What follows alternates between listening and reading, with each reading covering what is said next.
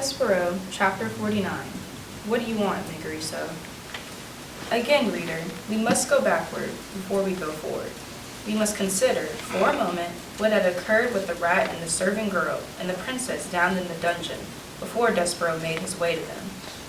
What happened was this. Roscoe led the P and Mig deep into the dungeon to a hidden chamber, and there he directed Mig to put the princess in chains. Gore, said Mig, she's going to have a hard time learning her lessons if she's all chained up like. Do as I say, said Roscoe. Maybe, said Mig, before I lock her up, her and me could switch outfits, so we could start in already with her being me and me being a princess. Oh yes, said Roscoe, certainly. A wonderful idea, Miss Miggery. Princess, take off your crown and give it to the serving girl. The P sighed and took off her crown and handed it to Mig. And Mig put it on, and it slid immediately right down her small head and came to rest, quite painfully, on her poor, abused ears. It's a biggish thing, she said, and painful-like. Well, well, said Roscoe. How do I look? Mig asked, smiling at him. Ridiculous, he said. Laughable. Mig stood, blinking back tears. You mean I don't look like a princess? She said to the rat. I mean, said Roscoe, you will never look like a princess. No matter how big a crown you put on your tiny head, you look exactly like the fool you are, and always will be. Now make yourself useful and chain the princess up. Dress-up time is over.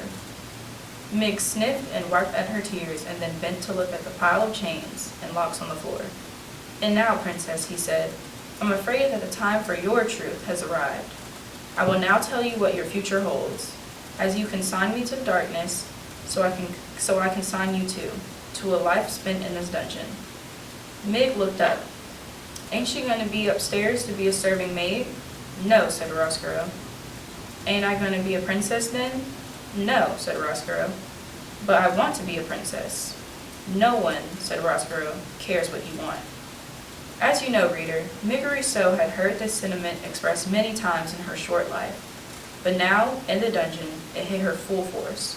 The rat was right. No one cared what she wanted. No one had ever cared. And perhaps, worst of all, no one ever would care. I want, cried Mig. Shh, said the princess. Shut up, said the rat. I want, sobbed Mig. I want. What do you want, Mig? The princess said softly. Huh? Shouted Mig. What do you want, Migriso? The princess shouted. Don't ask her that, said Roscoe. Shut up, shut up. But it was too late. The words had been said, the question at last had been asked. The world stopped spinning, and all of creation held its breath, waiting to hear what it was that Migriso wanted. I want, said Mig. Yes, shouted the P. I want my ma, cried Mig, into the silent, waiting world. I want my ma. Oh, said the princess. She held out her hand to Mig. Mig took hold of it. I want my mother too, said the princess softly, and she squeezed Mig's hand. Stop it, shouted Roscoe. Chain her up, chain her up. Gore, said Mig. I ain't gonna do it. You can't make me. I got the knife, don't I?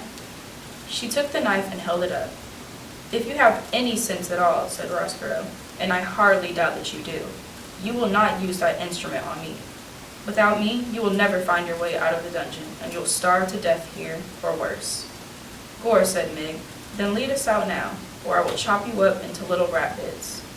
No, said Roscoe, the princess shall stay here in the darkness, and you, Mig, will stay with her. But I want to go upstairs, said Mig. I'm afraid that we are stuck here, Mig, shouted the princess, unless the rat has a change of heart and decides to lead us out. There will be no change of heart, said Roscoe. None. Gore, said Mig. She lowered the knife. And so, the rat and the princess and the serving girl sat together in the dungeon, as outside the castle, the sun rose and moved throughout the sky and sank to the earth again and night fell. They sat together until the candle had burned out and another one had to be lit. They sat together in the dungeon. They sat and sat. And reader, truthfully, they might be sitting there still if a mouse had not arrived.